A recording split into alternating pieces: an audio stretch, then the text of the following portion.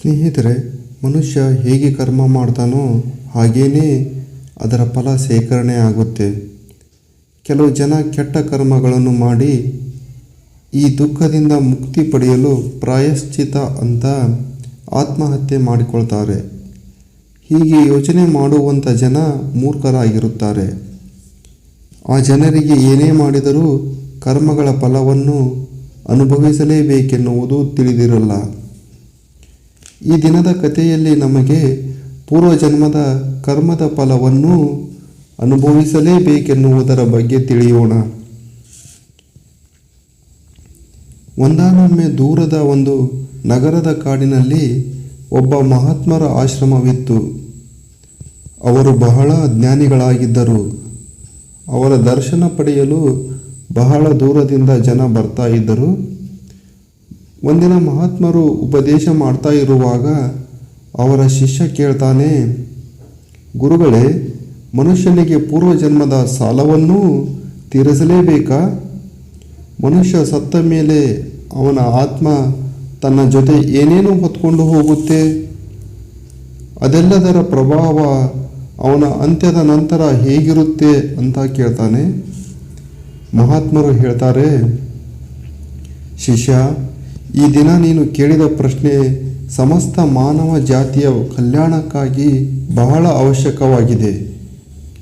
ಮನುಷ್ಯನಿಗೆ ಪೂರ್ವಜನ್ಮದ ಸಾಲ ತೀರಿಸಲೇಬೇಕೆನ್ನುವುದು ಖಂಡಿತ ಸತ್ಯ. ಮತ್ತು ಮೃತ್ಯುವಿನ ನಂತರ ಎಲ್ಲ ವಿಷಯಗಳು ಆತ್ಮದ ಜೊತೆಯೇ ಇರ್ತವೆ. ಅದರ ಪ್ರಭಾವ ಮನುಷ್ಯನ ಪೂರ್ವಜನ್ಮದ ಮೇಲೆ ಬೀಳುತ್ತೆ. ಆಗ ಶಿಷ್ಯ ಕೇಳ್ತಾನೆ, ಗುರುಗಳೇ, ಅವೆಂಥ ಸಾಲಗಳು ಮುಂದಿನ ಜನ್ಮದಲ್ಲೂ ತೀರಿಸಲೇಬೇಕೆನ್ನುವಷ್ಟು ಪ್ರಭಾವ ಬೀರುವಂತಾಗಿರುತ್ತವೆ? ಆಗ ಮಹಾತ್ಮರು ಹೇಳ್ತಾರೆ, ಈ ದಿನ ನಾನು ನಿಮಗೆ ಇದೇ ವಿಷಯವಾಗಿ ಒಂದು ಕಥೆಯನ್ನು ಹೇಳ್ತೇನೆ. ನೀನು ಆ ಕಥೆಯನ್ನು ಧ್ಯಾನದಿಂದ ಪೂರ್ತಿಯಾಗಿ ಕೇಳಿದರೆ ನಿನಗೆ ನಿನ್ನ ಎಲ್ಲ ಪ್ರಶ್ನೆಗಳಿಗೂ ಖಂಡಿತ ಉತ್ತರ ಸಿಕ್ಕೇ ಸಿಗುತ್ತೆ. ಕತೆ ಆರಂಭ ಮಾಡ್ತಾ ಮಹಾತ್ಮರು ಹೇಳ್ತಾರೆ, ಒಂದಾನೊಂದು ಕಾಲದಲ್ಲಿ ಆನಂದ ಎನ್ನುವ ಒಬ್ಬ ಪಂಡಿತನಿದ್ದ. ಅವನ ಹೆಂಡತಿಯ ಹೆಸರು ಲೀಲಾವತಿ. ಅವನು ಕಡು ಬಡತನದಲ್ಲಿ ಹುಟ್ಟಿದರೂ ಬಹಳ ಬುದ್ಧಿವಂತ ಮತ್ತು ಶ್ರಮಿಕನಾಗಿದ್ದ.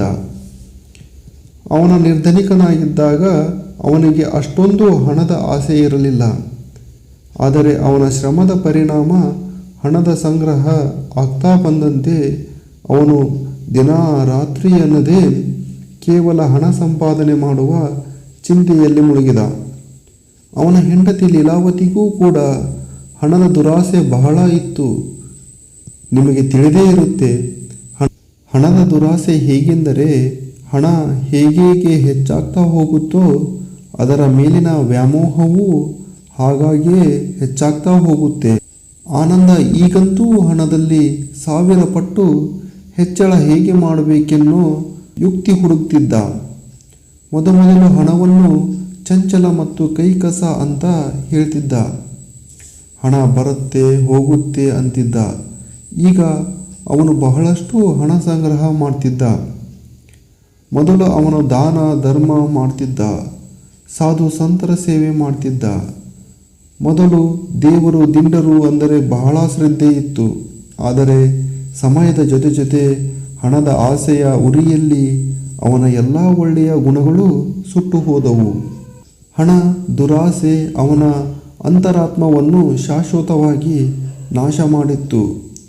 ಮೊದಲು ಅವನ ಮನೆ ಬಾಗಿಲಿಗೆ ಸಾಧು ಸಂತರು ಬಂದರೆ ಅವರ ಮುಖ ಕಮಲದಂತೆ ಅರಳುತ್ತಿತ್ತು. ಆದರೆ ಈಗ ಆದರ ಸನ್ಮಾನ ಮಾಡಬೇಕೆಂದರೆ ಅವರ ಮುಖದಲ್ಲಿ ತಿರಸ್ಕಾರ ಭಾವನೆ ಕಾಣಿಸ್ತಿತ್ತು. ಒಂದಿನ ಸಾಯಂಕಾಲದ ಸಮಯ ಏನಾಯಿತೆಂದರೆ ಆನಂದನ ಮನೆಗೆ ಒಬ್ಬ ಸಾಧು ಬಂದು, ಮಗ, ನಾನು ಹರಿದ್ವಾರಕ್ಕೆ ಹೊರಟಿದ್ದೆ.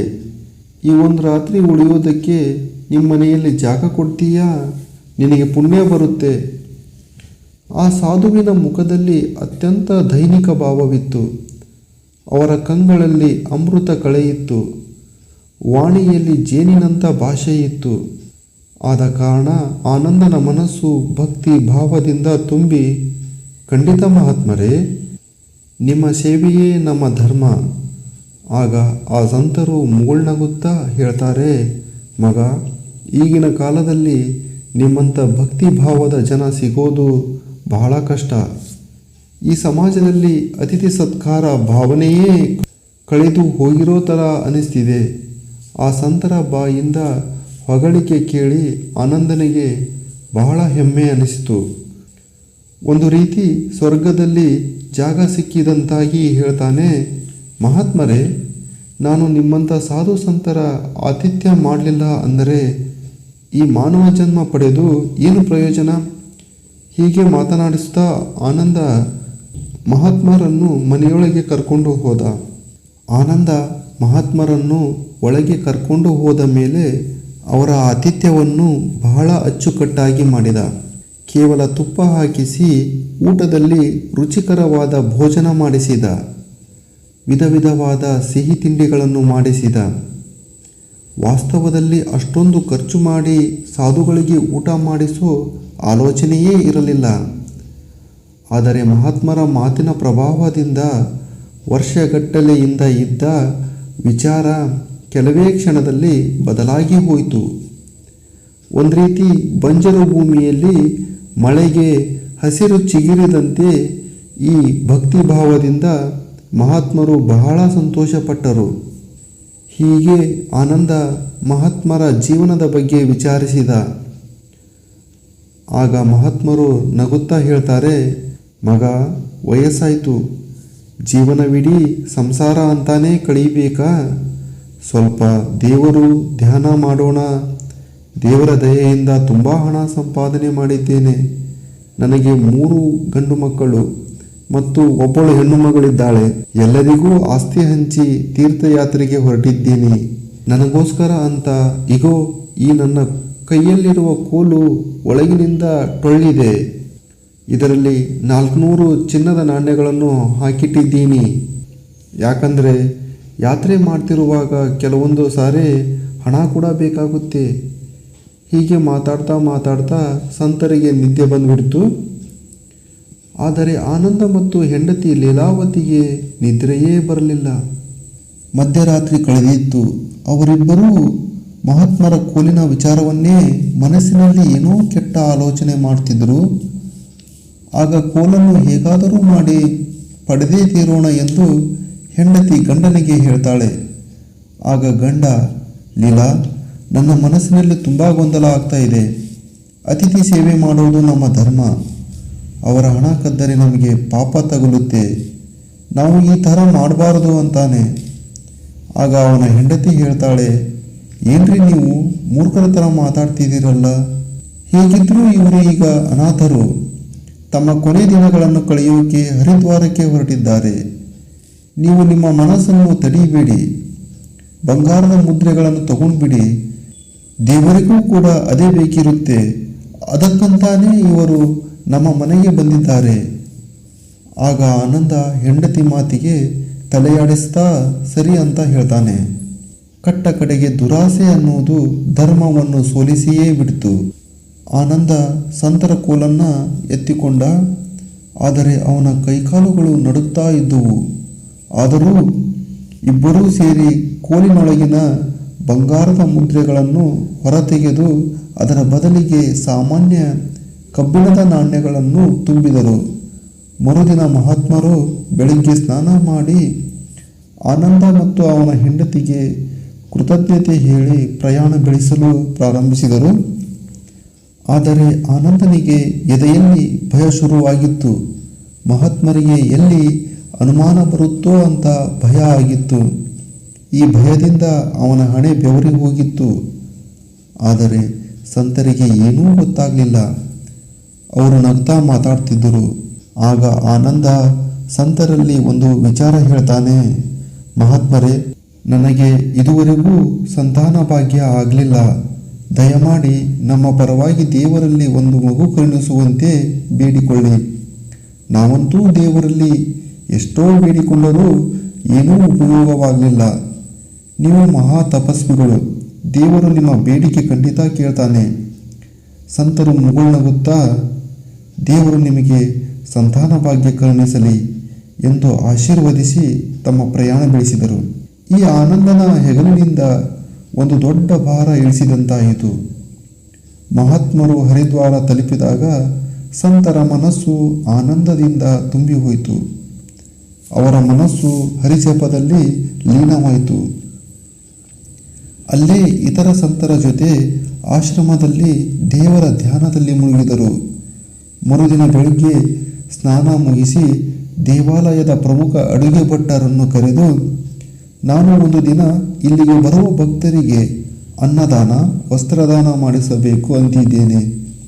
ಇದೇ ನನ್ನ ಕೊನೆಯ ಆಸೆ. ಅದಕ್ಕೆಲ್ಲ ಎಷ್ಟು ಹಣ ಖರ್ಚಾಗಬಹುದು ಅಂತ ಹೇಳ್ತೀರಾ?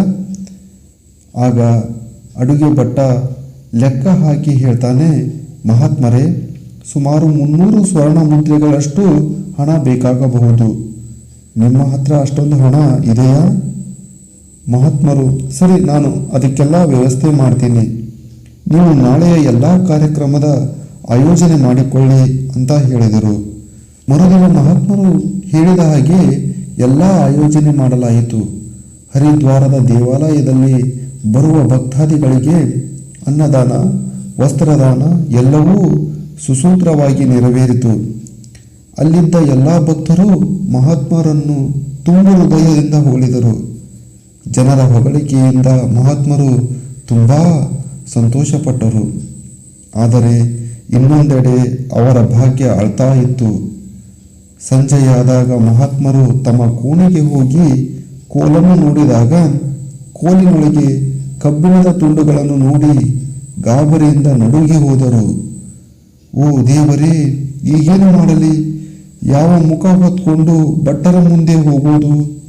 ಇಡೀ ಭಕ್ತರ ಮುಂದೆಲ್ಲ ನನ್ನ ಮಾನ ಹರಾಜಾಗ್ಬಿಡುತ್ತೆ. ಮಹಾತ್ಮರಿಗೆ ಅವಮಾನಕ್ಕಿಂತಲೂ ಅವಮಾನದ ಚಿಂತೆ ಕಾಡತೊಡಗಿತ್ತು. ಅವರಿಗೆ ಅದನ್ನು ಭರಿಸುವಷ್ಟು ಶಕ್ತಿ ಇರಲಿಲ್ಲ. ಅವರು ಬಹಳಷ್ಟು ಯೋಚನೆ ಮಾಡಿ ಕೂಡಲೇ ಬಾಗಿಲು ಮುಚ್ಚಿ ನೇಣಿಗೆ ಶರಣಾದರು. ಮುಂಜಾನೆಯಷ್ಟೇ ಅವರ ಮುಖದಲ್ಲಿದ್ದ ಆನಂದದ ಹೊಂಗಿರಣ ಸಂಜೆಯಾಗುತ್ತಲೇ ಹೇಗೆ ನಂದಿ ಹೋಗುತ್ತೆ ಅನ್ನೋದು ಯಾರಿಗೆ ಗೊತ್ತಿತ್ತು? ಕೆಲವು ಸಮಯದಲ್ಲಿ ಆ ದುಃಖದ ವಿಚಾರ ಎಲ್ಲ ಕಡೆಗೂ ಹಬ್ಬಿತ್ತು. ಆಗ ಆ ಅಡುಗೆ ಭಟ್ಟನೇ ಮಹಾತ್ಮರ ಅಂತ್ಯ ಸಂಸ್ಕಾರ ಮಾಡಿದನು. ಆ ಮಹಾತ್ಮರೇನೋ ಸತ್ತು ಹೋದರು, ಆದರೆ ಅವರ ಆಶೀರ್ವಾದ ಮಾತ್ರ ಜೀವಂತ ಇತ್ತು. 1 ವರ್ಷದ ನಂತರ ಆ ಕಳ್ಳನ ಮನೆಯಲ್ಲಿ ಮಹಾತ್ಮರ ಆಶೀರ್ವಾದದಂತೆ ಒಂದು ಗಂಡು ಮಗುವಿನ ಜನನವಾಯಿತು. ಮಗುವಿನ ಆಗಮನದಿಂದ ಆನಂದ ಒಂದು ರೀತಿ ಪ್ರಪಂಚದ ಎಲ್ಲ ಸಂಪತ್ತನ್ನು ಪಡೆದಿರುವ ರೀತಿ ಸಂಭ್ರಮಿಸುತ್ತಿದ್ದ. ಮಗುವಿನ ನಾಮಕರಣ ಬಹಳ ಅದ್ಧೂರಿಯಾಗಿ ಮಾಡಿದ. ಮಗುವಿಗೆ ಸಂಕೇತ ಅನ್ನೋ ಹೆಸರಿಟ್ಟ. ಸಂಕೇತ ತುಂಬ ಒಳ್ಳೆಯ ಮತ್ತು ವಿಷ್ಣುವಿನ ಮಹಾನ್ ಭಕ್ತನಾಗಿದ್ದ. ಸಂಕೇತ ವಿದ್ಯಾಭ್ಯಾಸ ಹಾಗೂ ಒಳ್ಳೆಯ ನಡವಳಿಕೆಯಿಂದ ಬೆಳೆಯತೊಡಗಿದ. ಆದರೆ ಆನಂದನಿಗೆ ಅವನು ಮಹಾತ್ಮರಿಗೆ ಮಾಡಿದ ಮೋಸ ಪದೇ ಪದೇ ಅವನ ಮನಸ್ಸಿನಲ್ಲಿ ಹಿಂಡುತ್ತಿತ್ತು. ಬರೀ ಅದನ್ನೇ ನೆನಪಿಸಿಕೊಂಡು ದುಃಖ ಪಡ್ತಿದ್ದ. ನನ್ನ ಬುದ್ಧಿಗೆ ಏನಾಗಿತ್ತು ಅಂತ, ಲಜ್ಜೆಗೆಟ್ಟ ಕೆಲಸ ಏಕೆ ಮಾಡಿದೆ ಅಂತ ಕೊರಗ್ತಿದ್ದ. ಆದರೆ ಕಳೆದು ಹೋದ ಸಮಯ ಮತ್ತೆ ಮರಳಿ ಬರುವುದು ಅಸಾಧ್ಯ. ಅವನು ಮಹಾತ್ಮರ ಬಂಗಾರದ 400 ನಾಣ್ಯಗಳನ್ನು ಒಂದು ಕೆಂಪು ಬಟ್ಟೆಯಲ್ಲಿ ಕಟ್ಟಿ ಮಹಾತ್ಮರಿಗೆ ಮರಳಿ ಕೊಡಬೇಕೆಂದು ಒಂದು ಡಬ್ಬೆಯಲ್ಲಿ ಹಾಕಿಟ್ಟ. ಆ ಮಹಾತ್ಮರ ಹುಡುಕಾಟ ಆರಂಭಿಸಿದ. ಎಷ್ಟೇ ಹುಡುಕಿದರೂ ಆನಂದನಿಗೆ ಮಹಾತ್ಮರು ಸಿಗಲೇ ಇಲ್ಲ. ಸಮಯ ಕಳೆದ ಹಾಗೆ ಸಂಕೇತನಿಗೆ 21 ವರ್ಷವಾಯಿತು. ಜೊತೆಗೆ ಒಂದು ರೋಗವೂ ಅಂಟಿತ್ತು. ಅವನ ರೋಗದ ಚಿಕಿತ್ಸೆಗೆ ಬಹಳಷ್ಟು ಹಣ ಖರ್ಚಾಗ್ತಿತ್ತು. ಒಂದಿನ ಆನಂದ, ಅವನ ಹೆಂಡತಿ ಮತ್ತು ಮಗ ಸಂಕೇತ 3 ಜನ ಹರಿದ್ವಾರಕ್ಕೆ ಹೊರಟರು. ಅಲ್ಲಿಗೆ ಹೋದ ನಂತರ ಒಂದು ಆಶ್ರಮದಲ್ಲಿ ತಂಗಿದ್ದರು. ಅಲ್ಲಿಗೆ ಹೋದ ನಂತರ ಸಂಕೇತನ ಆರೋಗ್ಯದಲ್ಲಿ ತುಂಬ ಬದಲಾವಣೆ ಕಾಣಿಸಿತು. ಅಲ್ಲದೆ ಸಂಕೇತ ಒಂಥರ ಸಾಧು ಸಂತರ ಥರ ಆಡ್ತಿದ್ದ. ಅವನ ಮಾತುಗಳಲ್ಲಿ ವೈರಾಗ್ಯದ ಭಾವನೆ ಕಾಣಿಸ್ತಿತ್ತು. ಇತ್ತ ಇದನ್ನೆಲ್ಲ ನೋಡಿ ಆನಂದನಿಗೆ ಚಿಂತೆ ಕಾಡತೊಡಗಿತು. ಆದರೆ ಅವನಿಂದ ಏನೂ ಮಾಡಲು ಆಗ್ತಾ ಇರಲಿಲ್ಲ. ಎಷ್ಟೇ ಯೋಚನೆ ಮಾಡಿದರೂ ಸಂಕೇತನ ಸ್ವಭಾವದಲ್ಲಿ ದಿಢೀರನೆ ಆದ ಇಂಥ ಬೆಳವಣಿಗೆಗೆ ಏನು ಕಾರಣ ಅನ್ನೋದು ಅರ್ಥ ಆಗ್ತಾ ಇರಲಿಲ್ಲ. ಮರುದಿನ ಸಂಜೆ ವೇಳೆ ಸಂಕೇತ ಆಶ್ರಮದಲ್ಲಿ ಭಜನೆ ಕಾರ್ಯಕ್ರಮ ಮುಗಿಸಿ ಬರುತ್ತಿರುವಾಗ ಅವನಿಗೆ ದಾರಿಯಲ್ಲಿ ಯಾರೋ ಅಳ್ತಾ ಇದ್ದ ಒಬ್ಬ ವೃದ್ಧ ವ್ಯಕ್ತಿ ಭೇಟಿಯಾದ. ಸಂಕೇತನು ಆ ವ್ಯಕ್ತಿಗೆ ನೀವೇಕೆ ಹೀಗೆ ಅಳ್ತಾ ಇದ್ದೀರಿ ಅಂತ ವಿಚಾರಿಸಿದಾಗ ಆ ವ್ಯಕ್ತಿ ಹೇಳ್ತಾನೆ, ನನಗೆ ಜೀವನವೇ ಸಾಕೆನಿಸಿದೆ. ಈ ಗಂಗಾ ನದಿಯಲ್ಲಿ ಮುಳುಗಿ ಸಾಯಬೇಕು ಅಂತ ಹೊರಟಿದ್ದೀನಿ. ನನಗೆ ವ್ಯಾಪಾರದಲ್ಲಿ ಹೇಳ್ಕೊಳ್ಳೋಕ್ಕೆ ಆಗದಷ್ಟು ಭಯಂಕರ ನಷ್ಟ ಆಗಿದೆ. ನನ್ನ ತಲೆ ಮೇಲೆ ಹೇಳಲಾರದಷ್ಟು ಸಾಲ ಇದೆ. ಸಂಕೇತ ಹೇಳ್ತಾನೆ, ಅಷ್ಟೇನಾ? ಇಷ್ಟು ಸಣ್ಣ ವಿಷಯಕ್ಕೆ ಸಾಯೋಕ್ಕೆ ಹೊರಟಿದ್ರಾ? ಆ ವೃದ್ಧ ವ್ಯಕ್ತಿ ಬಹಳ ವಿಚಿತ್ರವಾಗಿ ಸಂಕೇತನ ಕಡೆಗೆ ನೋಡಿ ಹೇಳ್ತಾನೆ, ನಾನು ಸಾಲ ತೀರಿಸಬೇಕು, ಇಲ್ಲ ಅಂದರೆ ಆತ್ಮಹತ್ಯೆ ಮಾಡಿಕೊಳ್ಳೋದು ಬಿಟ್ಟರೆ ಬೇರೆ ದಾರಿನೇ ಇಲ್ಲ. ಆಗ ಸಂಕೇತ ವೃದ್ಧರ ಕಣ್ಣೀರು ಒರೆಸಿ, ನಿಮಗೆ ಎಷ್ಟು ಹಣದ ಅವಶ್ಯಕತೆ ಇದೆ? ಆಗ ವೃದ್ಧ ವ್ಯಕ್ತಿ ಲೆಕ್ಕ ಹಾಕಿ ಹೇಳ್ತಾನೆ, ನನ್ನ ತಲೆ ಮೇಲೆ ಸುಮಾರು 400 ಸ್ವರ್ಣ ಮುದ್ರೆಯಷ್ಟು ಸಾಲವಿದೆ. ಸಂಕೇತ ಸ್ವಲ್ಪ ಹೊತ್ತು ವಿಚಾರ ಮಾಡಿ ಹೇಳ್ತಾನೆ, ತಾತ, ನೀವು ಹೆದರಬೇಡಿ, ನಾನು ಮರಳಿ ಬರ್ತೀನಿ. ನೀವು ಇಲ್ಲೇ ಕಾಯ್ತಾ ಇರಿ. ಹೀಗೆ ಹೋಗಿ ಹೀಗೆ ಬಂದ್ಬಿಡ್ತೀನಿ. ನಾನು ಹೇಗಾದರೂ ಮಾಡಿ ನಿಮಗೆ ಹಣ ಸಂಗ್ರಹ ಮಾಡಿಕೊಂಡು ಬರ್ತೀನಿ. ಆಗ ಆ ವೃದ್ಧ ವ್ಯಕ್ತಿ ಹೇಳ್ತಾನೆ, ಮಗ, ಇಲ್ಲೇ ಹತ್ತಿರದಲ್ಲಿ ನಮ್ಮ ಧರ್ಮಶಾಲೆ ಇದೆ, ನೀನು ಅಲ್ಲಿಗೆ ಬಂದ್ಬಿಡು. ಅದೇ ಸಮಯ ಸಂಕೇತ ತಾನಿದ್ದ ಆಶ್ರಮಕ್ಕೆ ಓಡ್ತಾ ಬಂದ. ಅವನಿಗೆ ಏನು ಮಾಡೋದು, ಹೇಗೆ ಮಾಡೋದು ಅಂತ ಒಂದೂ ತೋಚುತ್ತಾ ಇರಲಿಲ್ಲ. ಆ ಸಮಯದಲ್ಲಿ ಅವನ ತಂದೆ ತಾಯಿ ಹೊರಗೆ ಹೋಗಿದ್ದರು. ಈಗ ಸಂಕೇತನ ದಾರಿ ತುಂಬ ಸುಲಭವಾಗಿತ್ತು. ಅವರು ಡಬ್ಬದ ಮೇಲೆ ಜಡಿದಿದ್ದ ಬೀಗವನ್ನು ಒಂದು ದೊಡ್ಡ ಕಲ್ಲಿನಿಂದ ಮುರಿದು ಒಳಗೆ ಕೈ ಹಾಕಿ ಹುಡುಕಿದ.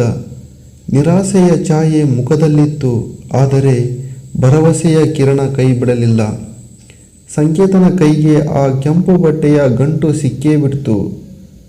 ನಡುಗುತ್ತಿರುವ ಕೈಗಳಿಂದಲೇ ಅದನ್ನು ತೆರೆದು ನೋಡಿದಾಗ ಅವನ ಮನಸ್ಸು ಕಮಲದಂತೆ ಅರಳಿ ಹೋಯಿತು. ಆ ವಸ್ತ್ರದಲ್ಲಿ ಸರಿಯಾಗಿ 400 ಸ್ವರ್ಣ ಮುದ್ರೆಗಳಿದ್ದವು. ಇವು ಆ ಹಿಂದಿನ ಮಹಾತ್ಮರ ಕೋಲಿನಿಂದ ಕದ್ದ ಸ್ವರ್ಣದ ಮುದ್ರೆಗಳಾಗಿದ್ದವು. ಸಂಕೇತ ಈ ಎಲ್ಲ ಸ್ವರ್ಣ ಮುದ್ರೆಗಳನ್ನು ತನ್ನ ಜೇಬಿನಲ್ಲಿ ಹಾಕಿಕೊಂಡು ವೃದ್ಧ ವ್ಯಕ್ತಿಯ ಧರ್ಮಶಾಲೆಗೆ ಬಂದು ಎಲ್ಲ ಮುದ್ರೆಗಳನ್ನು ಕೊಟ್ಟು ಬಿಟ್ಟ. ಗೆಳೆಯರೇ, ಯಾರಿಗೇ ಆಗಲಿ ಪೂರ್ವಜನ್ಮದ ಸಾಲ ತೀರಿಸಲೇಬೇಕು. ಈ ವೃದ್ಧ ವ್ಯಕ್ತಿ ಬೇರೆ ಯಾರೂ ಅಲ್ಲ. ಅಂದು ಆ ಮಹಾತ್ಮರ ಅನ್ನದಾನ ಮತ್ತು ವಸ್ತ್ರದಾನ ಆಯೋಜನೆ ಮಾಡಿದ್ದ ಅಡುಗೆ ಭಟ್ಟರು. ಮಹಾತ್ಮರೇನೋ ಆತ್ಮಹತ್ಯೆ ಮಾಡಿಕೊಂಡು ಹಣದ ಎಲ್ಲ ಜವಾಬ್ದಾರಿಯನ್ನು ಇವರ ಹೆಗಲ ಮೇಲೆಯೇ ಹಾಕಿ ಹೊರಟು ಹೋಗಿದ್ದರು. ಕಾರಣ, ಇವರು ನಿರ್ಧನಿಕರಾಗಿ ಬೀದಿಗೆ ಬಂದ್ಬಿಟ್ಟಿದ್ದರು. ಮತ್ತೆ ಈ ಸಂಕೇತ ಅದೇ ಮಹಾತ್ಮರ ಪುನರ್ಜನ್ಮವನ್ನು ಪಡೆದು ಆನಂದನ ಮನೆಯಲ್ಲಿಯೇ ಹುಟ್ಟಿ ಬಂದು ತನ್ನ ಸಾಲ ತೀರಿಸಿ ಮುಕ್ತನಾಗಿದ್ದಾನೆ. ಸ್ನೇಹಿತರೆ, ಈಗ ಮುಂದೆ ಕೇಳಿ, ಆಗಬೇಕಾಗಿರೋದು ಆಗಿಯೇ ತೀರುತ್ತೆ. ಸಂಕೇತ ಮರಳಿ ಬಂದಾಗ ಅವನ ಮನಸ್ಸಿನಲ್ಲಿ ಏನೋ ಶಾಂತಿಯ ಭಾವನೆ, ಒಂಥರ ಇದೇ ಕೆಲಸ ಪೂರ್ತಿ ಮಾಡಲು ಅವನ ಜನ್ಮವಾಗಿದೆ ಅನ್ನೋ ಹಾಗಿತ್ತು. ಈಗ ಅವನ ಅನಾರೋಗ್ಯ ಅವನ ಪ್ರಾಣಪಕ್ಷಿಯನ್ನೇ ಹಾರಿಸಿಬಿಟ್ಟಿತ್ತು. ಸಂಕೇತನ ಸಾವಿನ ಸಮಾಚಾರ ಅವನ ತಂದೆ ತಾಯಿ ಕಿವಿಗೆ ಬಿದ್ದಾಗ ಅವರ ಆಕ್ರಂದನ ಹೃದಯ ಹಿಂಡುವಂತಿತ್ತು. ಮಗನ ವಿಯೋಗದಿಂದ ದುಃಖ ಭರಿಸಲಾಗದೆ ಅದೇ ಚಿಂತೆಯಲ್ಲಿಯೇ ಅವರು ತಮ್ಮ ಪ್ರಾಣ ತ್ಯಾಗ ಮಾಡಿದರು. ಮೂವರ ಮರಣದ ನಂತರ ಅವರ ಅಂತ್ಯಕ್ರಿಯೆಯನ್ನು ಅದೇ ಅಡುಗೆ ಭಟ್ಟನೇ ಮಾಡಿ ಮುಗಿಸಿದ. ಆ ಮೂವರ ಆತ್ಮವನ್ನು ಯಮರಾಜನ ಮುಂದೆ ನಿಲ್ಲಿಸಿದಾಗ ಯಮರಾಜ ಸಂಕೇತನನ್ನು ಸ್ವರ್ಗಕ್ಕೆ ಕಳುಹಿಸಿದ. ಅದೇ ಇನ್ನೊಂದೆಡೆ ಆನಂದ ಮತ್ತು ಅವನ ಹೆಂಡತಿ ಲೀಲಾವತಿಗೆ ಪ್ರಾಣಿಯ ಜನ್ಮ ನೀಡಿ ಬೀದಿ ಬೀದಿ ಅಲೆಯೋ ಥರ ಶಿಕ್ಷೆ ನೀಡಿದ. ಸ್ನೇಹಿತರೆ, ಯಾರು ತಮ್ಮ ಜೀವನದಲ್ಲಿ ಸಾಲ ತೀರಿಸುವುದಿಲ್ವೋ ಅವರಿಗೆ ಜನ್ಮ ಜನ್ಮಾಂತರದವರೆಗೂ ಕಷ್ಟಗಳು ಕಟ್ಟಿಟ್ಟ ಬುತ್ತಿ. ಅದಕ್ಕೆ ಮನುಷ್ಯನಿಗೆ ಎಂತಹದ್ದೇ ಸಹಾಯ ಆಗಿರಲಿ, ಸಾಲ ಆಗಿರಲಿ ತೀರಿಸಲೇಬೇಕು. ಮಹಾತ್ಮರು ಮುಂದೆ ಹೇಳ್ತಾರೆ, ಶಿಷ್ಯ, ನಿನ್ನ ಮುಂದಿನ ಪ್ರಶ್ನೆಯ ಪ್ರಕಾರ 5 ವಿಷಯಗಳು ಮನುಷ್ಯನ ಶರೀರ ಬಿಟ್ಟು ಹೋಗೋದಿಲ್ಲ. ಮನುಷ್ಯನ ಮರಣದ ನಂತರವೂ ಮನುಷ್ಯನ ಆತ್ಮದ ಜೊತೆಗೇ ಇರುತ್ತೆ. ಆದರೆ ಮರಣದ ನಂತರ ಆತ್ಮವು ಮತ್ತೊಂದು ಶರೀರದಲ್ಲಿ ಪ್ರವೇಶಿಸಿದಾಗ ಈ ವಿಷಯಗಳು ಆತ್ಮದ ಜೊತೆಗೆ ಹೊಸ ಶರೀರದಲ್ಲಿ ಪ್ರವೇಶ ಮಾಡಿಬಿಡುತ್ತೆ.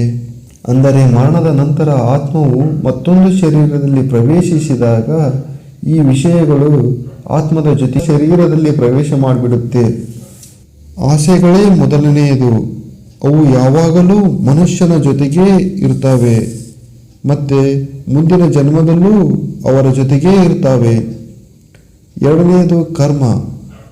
ಮನುಷ್ಯನು ಈ ಜನ್ಮದಲ್ಲಿ ಒಳ್ಳೆಯ ಕರ್ಮ ಮತ್ತು ಒಳ್ಳೆಯ ಕೆಲಸವನ್ನು ಮಾಡಿದರೆ ಮುಂದಿನ ಜನ್ಮದಲ್ಲಿ ಸುಖ, ಶಾಂತಿ ಮತ್ತು ಸಮೃದ್ಧಿ ಪ್ರಾಪ್ತಿಯಾಗುತ್ತೆ. ಮೂರನೆಯದು ಕಾಮ. ಕಾಮವು ಆಸೆಗಳದೇ ಒಂದು ಭಾಗವಾಗಿದೆ. ಕಾಮವು ಹೇಗೆಂದರೆ ಅದಕ್ಕೆ ಅಂತ್ಯ ಅನ್ನೋದೇ ಇಲ್ಲ. ಸಾವಿನ ಅಂಚಿನಲ್ಲಿದ್ದರೂ ಜನ ಕಾಮದಿಂದ ಮುಕ್ತರಾಗುವುದಿಲ್ಲ. ಈ ಸಾಂಸಾರಿಕ ಸುಖದ ಆಸೆ ಮತ್ತು ಶರೀರದ ಮೇಲಿನ ವ್ಯಾಮೋಹ ಕಾಮ ಎನಿಸಿಕೊಳ್ಳುತ್ತೆ. ಮನಸ್ಸಿನ ಶಾಂತಿ ಹಾಗೂ ಜ್ಞಾನವೇ ಕಾಮದಿಂದ ಮುಕ್ತಿ ಕೊಡಿಸುವ ಏಕೈಕ ಸಾಧನ. ನಾಲ್ಕನೆಯದು ಜ್ಞಾನ. ಬುದ್ಧಿವಂತ ಮನುಷ್ಯ ಯಾವಾಗಲೂ ಬುದ್ಧಿವಂತ ಮತ್ತು ವಿವೇಕಶೀಲನಾಗಿರುತ್ತಾನೆ. ಅದರ ಕಾರಣ ಅವನಿಗೆ ಬಹಳ ಬೇಗನೆ ಮುಕ್ತಿ ಸಿಕ್ಬಿಡುತ್ತೆ. ಮತ್ತು ಐದನೆಯದಾಗಿ ಸಾಲ. ಸಾಲ ಹೇಗೆಂದರೆ ಮನುಷ್ಯರ ಸಾವಿನ ನಂತರವೂ ಅವನ ಬೆನ್ನು ಬಿಡುವುದಿಲ್ಲ. ಒಂದು ವೇಳೆ ಯಾರಿಂದಲಾದರೂ ಸಾಲ ಇಸ್ಕೊಂಡಿದ್ದರೆ ಸಾಯೋ ಮೊದಲು ತೀರಿಸಲೇಬೇಕು. ಪಡೆದ ಸಾಲ ಮತ್ತು ಕೊಟ್ಟ ಸಾಲ ಜನ್ಮ ಜನ್ಮಾಂತರದವರೆಗೂ ಅವನ ಜೊತೆಯೇ ಇರುತ್ತೆ. ಒಂದು ವೇಳೆ ಸಾಲ ಪಡೆದು ತೀರಿಸದೆ ಸತ್ತು ಹೋದರೆ ಪರಲೋಕದಲ್ಲಿ ಮರಳಿ ಕೇಳುವುದು ಅಲ್ಲದೆ ಜೊತೆಗೆ ಶಿಕ್ಷೆ ಕೂಡ ಅನುಭವಿಸಬೇಕಾಗುತ್ತೆ.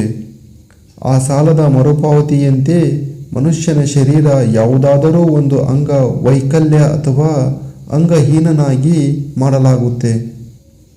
ಮರುಜನ್ಮ ಪಡೆದ ನಂತರವೂ ಆ ವ್ಯಕ್ತಿ ಸುಖ ಸೌಕರ್ಯ ಅನುಭವಿಸಲಾಗದೆ ನಿರಂತರವಾಗಿ ಸೋಲಿನ ಹಾದಿಯಲ್ಲಿ ನಿರಂತರ ಕಷ್ಟ ಅನುಭವಿಸ್ತಾನೇ ಇರ್ತಾನೆ. ಗೆಳೆಯರೇ, ಹೇಗೆನಿಸಿತು ಈ ಕತೆ? ಈ ಕತೆ ಇಷ್ಟವಾದರೆ ಒಂದು ಲೈಕ್ ಬಟನನ್ನು ಒತ್ತಿ ಹಾಗೂ ನಿಮ್ಮ ಅಭಿಪ್ರಾಯವನ್ನು ಕಮೆಂಟ್ ಬಾಕ್ಸಿನಲ್ಲಿ ಬರೆಯಿರಿ. ಮತ್ತು ಇನ್ನಷ್ಟು ಇದೇ ತರಹದ ಕಥೆಗಳಿಗಾಗಿ ನಮ್ಮ ಚಾನಲನ್ನು ಸಬ್ಸ್ಕ್ರೈಬ್ ಮಾಡಿ. ಮತ್ತೆ ಸಿಗೋಣ ಗೆಳೆಯರೇ ಮುಂದಿನ ವಿಡಿಯೋದಲ್ಲಿ. ಅಲ್ಲಿಯ ತನಕ ಧನ್ಯವಾದಗಳು.